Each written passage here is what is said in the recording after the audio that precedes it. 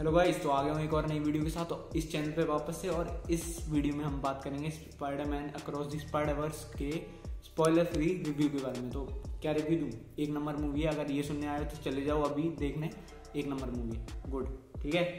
तो हाँ, जिसको अभी भी सेटिस्फेक्शन नहीं हुई है और पॉइंट जानने के क्या क्या और अच्छा है मूवी में, तो बिल्कुल बताते हैं, वही तो इसीलिए तो आया हूँ, ठीक है। तो पहला इसका एनिमेशन स्टाइल। भाई एनिमेशन स्टाइल पुरानी जो स्पाइडरमैन इनटू द स्पाइडरवर्स थी, ये उससे भी एक लेवल ऊपर ही है।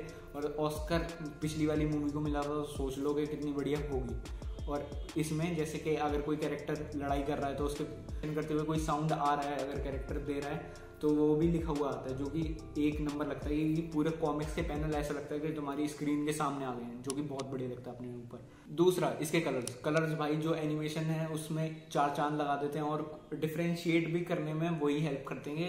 ये कैरेक्टर्स दोनों अलग यूनिवर्स के हैं और वो बहुत सिग्निफिकेंट होता है, मतलब ऐसा लगता है कि सच में ही वो अलग अलग यूनिवर्स के हैं।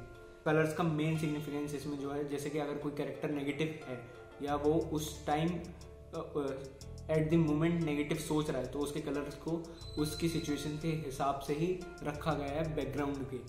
जैसे कि अगर कोई कैरेक्टर अगर गुस्से में है और कुछ नेगेटिव सोच रहा है तो उसके पीछे रेड कलर होता है। जैसे हमारा स्पाइडरमैन 2019 मिगेल ओहारा जब नेगेटिव सोच रहा होता है तो उसके पूरे फ्रेम में आप देखेंगे कि पूरा फ्रेम रेड हो चुका होता है, मतलब क्योंकि वो गुस्से में होता है, उस टाइम बहुत ज़्यादा रेज में होता है, ठीक है। और भी चीज़ें जैसे, और अगर दो कैरेक्टर एक दूसरे के बारे में केयर कर रहे हैं और वो एक ही कमरे में खड़े हैं तो उसके और एकदम से उनके मन में अच्छी भावना आई, मतलब हैप्पी हो गया पूरा माहौल, तो उसको भी बैकग्राउंड के हिसाब से दिखाते हैं कि बैकग्राउंड चेंज हो रहा है। जैसे नॉर्मल एक सीन था जिसमें दो लोग पहले तो उनके ओपिनियन मैच नहीं करते, तो डार्क होता है कमरा, पर जैसे ही उनके ओपिनियन मैच करने लग जाते हैं, अब वो चाहते हैं कि उनके ओपिनियन मैच करें, तो वो पूरा कमरे ब्राइट कलर से भर जाता है, जो कि बहुत अच्छा लगता है देखने में। सीन का सिग्निफिकेंस बढ़ जाता है, मतलब एक। तीसरा जो अपना मेन कैरेक्टर है माइल्स, पूरी स्टोरी उसी पे रिवॉल्व करती है, जो कि मेरे को चाहिए था कि उसी पे रिवॉल्व करे, नहीं तो पूरी मूवी का जो एसेंस है वो खराब हो जाता, क्योंकि सीरीज का मेन हीरो माइल्स मोरालेस ही है और वो ही रहेगा, क्योंकि उसने स्टार्ट करा था, उसकी वजह से स्टार्ट हुई है ये पूरी कहानी, जिसकी वजह से मल्टीवर्स खुला था। और अब माइल्स इसका मेन पॉइंट है और मेन कैरेक्टर भी है। आप सबको पता ही है कि पूरी स्टोरी जो है उसी के ऊपर रिवॉल्व करती है। अगर वो उसका जो स्टोरी है वो अगर अच्छी नहीं होगी तो भाई मूवी डूब सकती थी बहुत प्यार से, ठीक है। पर ऐसा नहीं होता है कहीं भी, उसकी स्टोरी को बहुत अच्छे से संभाल लेते हैं सोनी वाले, और जो कि बहुत अच्छा लगता है मूवी को देखने में। टू बी ऑनेस्ट, अगर कहीं पे भी मूवी हिलती ना तो वो माइल्स की वजह से हिल सकती थी, अगर उसके कैरेक्टर में वो डेप्थ नहीं दी गई होती जो है।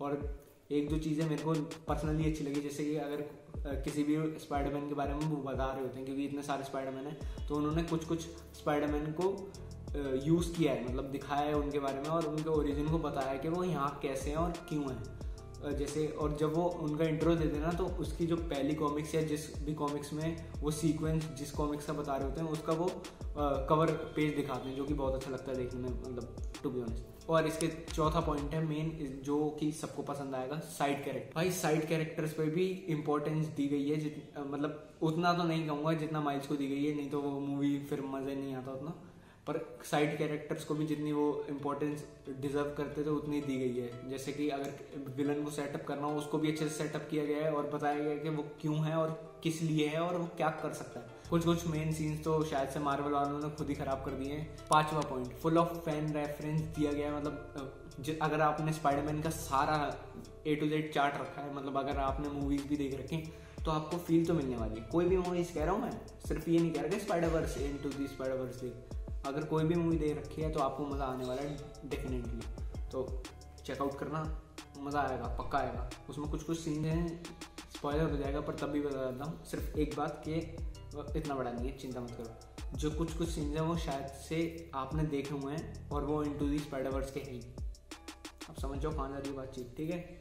मज़ा आएगा आपको, मैं कह ही रहा हूँ। और लास्ट और इस वीडियो का आखिरी पॉइंट जो कि बहुत बढ़िया था, full of spider fan movies है। मतलब अगर आप स्पाइडरमैन के फैन हैं, अगर आप जानते हैं उसके इस डायलॉग का मतलब कि great powers come great responsibility, तो आप समझ सकते हैं इस पूरी मूवी को, क्योंकि ये पूरी मूवी उसी एक पॉइंट पे अच्छे से बात करती है कि अगर किसी बंदे को अगर पावर्स मिलती हैं इतनी बड़ी, तो उसको उस पावर का रिस्पॉन्सिबिलिटी लेना ज़रूरी ही हो जाता है, नहीं तो बहुत चीज़ें ख़राब हो जाती हैं, नहीं तो हो सकती हैं। और ये हमारा माइल्स बहुत अच्छे से समझता है। पर लास्ट में कुछ ऐसा रिवील होता है जिसको देख के मैं भी शॉक था बहुत ज़्यादा। और अगर आप ये सोच रहे थे कि ये मूवी का ये स्टैंड अलोन मूवी होगी और इस मूवी में हमें कुछ कंक्लूजन मिल जाएगा किसी भी कैरेक्टर के बारे में, तो आप गलत हैं। इस मूवी में एंड में कुछ एंड है ही नहीं। टू बी ऑनेस्ट ये ओपन बुक है, अभी आधी ओपन बुक, आधी पढ़ी गई है और आधी बची है। तो अगर उसका भी अगला पार्ट, तो across Spiderman across the Spider-Verse का अगला पार्ट आएगा 2024 में, मतलब अगले साल। अब पता नहीं कब आएगा, पर आएगा अगले साल ही। और मैं तो बहुत एक्साइटेड हो गया हूँ। जहाँ पर उन्होंने मूवी को एंड किया वो बहुत अच्छा लगता है और बिल्कुल परफेक्ट जगह एंड किया। मतलब बंदे क्यूरियस होंगे उस चीज़ को लेके कि क्या होने वाला है आगे। हम सबको पता है कि स्पाइडरमैन की मूवी है, तो कुछ दुख के साथ हमें मिल जाएगा वो जो हमें चाहिए था। हमारा माइल्स एक बहुत अच्छा स्पाइडरमैन बन के निकलेगा, जो कि हम हमेशा से चाहते थे। ठीक है, तो यही है मेरी तरफ से। अगर कुछ और बातचीत करनी हो तो कमेंट सेक्शन में आ जाना। और कैसा लगा ये रिव्यू, अगर थोड़ा सा भी अच्छा लगा हो तो कमेंट सेक्शन में थोड़ा सा प्यार दे देना, मैं खुश हो जाऊँगा। और बातचीत करते हैं, कमेंट सेक्शन में आ जाओ। और भाई सब्सक्राइबर 10 ही हैं, अगर बढ़ाओगे तो मेरे को बहुत ज़्यादा खुशी होगी और मैं मोटिवेटेड रहूँगा ऐसी ही बकवास करने को। बकवास नहीं भाई, ज्ञान की बातें, बहुत फ़ायदे होते हैं इसके। मेरे को नहीं हो वो अलग बात है, पर फ़ायदे तो है। तो मिलता हूँ अगली वीडियो में ऐसे ही फ़ायदे वाली बातों के साथ।